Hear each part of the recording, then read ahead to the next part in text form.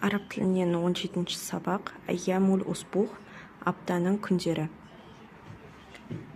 Бірінші мына жерде мәю деген май айы, әйәр дегенде түрі бар. Яғни мәю мен әйәр кейбір елдерде мәю деп аталады, кейбір елдерде әйәр деп аталады. Май дегеннің арабшасы. Енді апта күндері біріншісі әс-сәбіт. Әс-сәбіт деген сенбі. Әс-сәбіту. Әл-әхаду жексенбі. Әл-иснайни дүйсенбі. Әс-суласау сейсенбі. Әл-әрбиғау сәрсенбі. Әл-хомису бейсенбі. Әл-джумуа жұма.